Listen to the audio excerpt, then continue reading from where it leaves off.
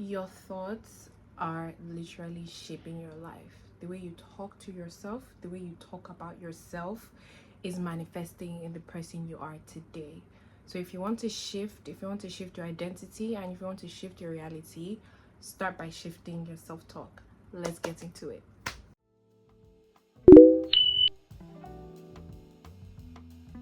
Hey you, it's so great to have you here with me.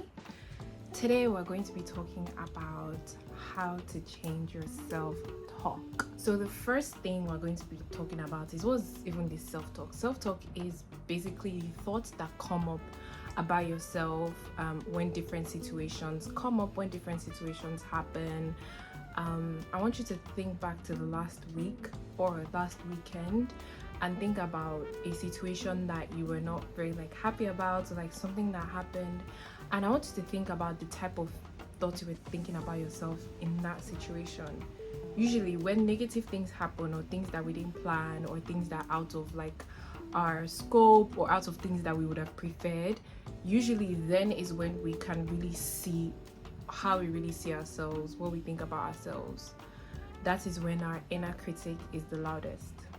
It's really important for you to change your self-talk and the way you kind of view yourself. What story are you telling your brain about yourself? What story are you telling yourself about yourself?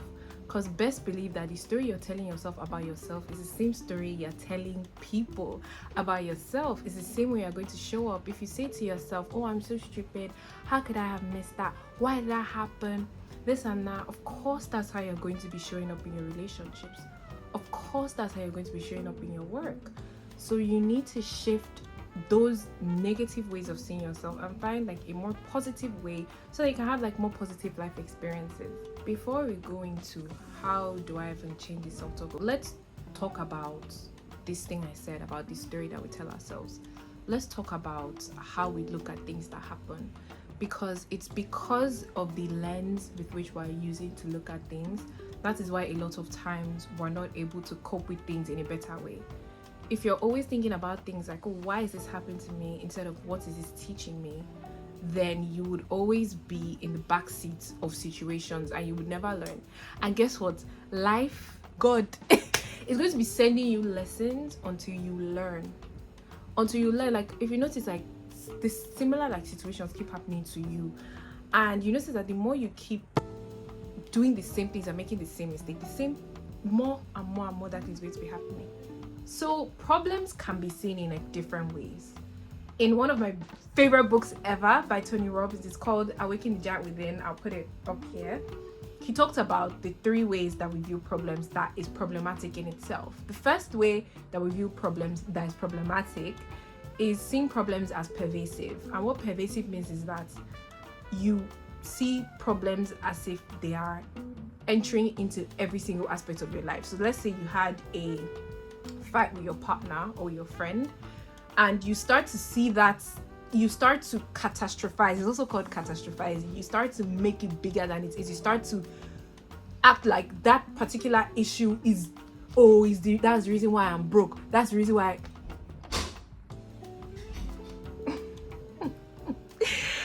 please that's the reason why nobody ever likes me, this is why I'm always having problems. No, please. That's not literally. Let's learn how to put things in their bucket. Let's learn how to put things where they are. The second way that we see problems that's problematic or that's an issue is that we see this problem as if it's going to stay here forever, it's permanent. So we see this problem as a permanent problem, as something that cannot change.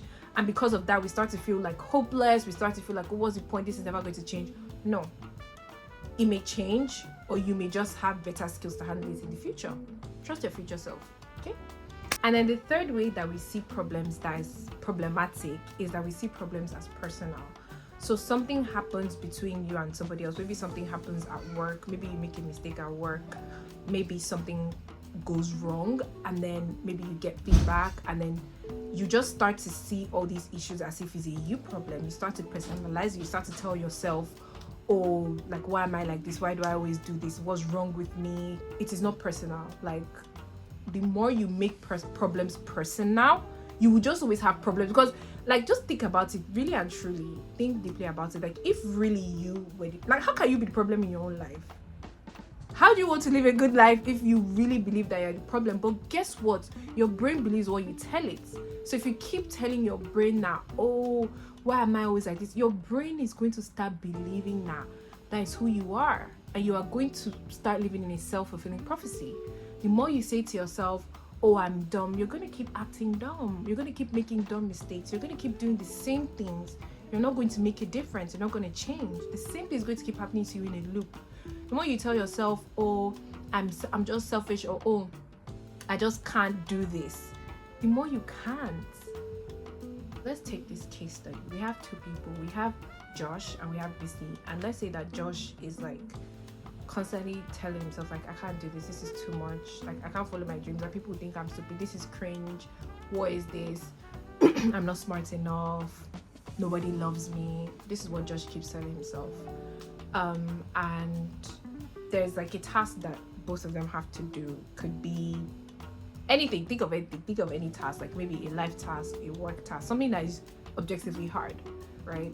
And you have BC over here who is like, oh, I'm intelligent, I'm smart, I can do whatever I put my mind to. There's no magic in anything. There's no magic in success.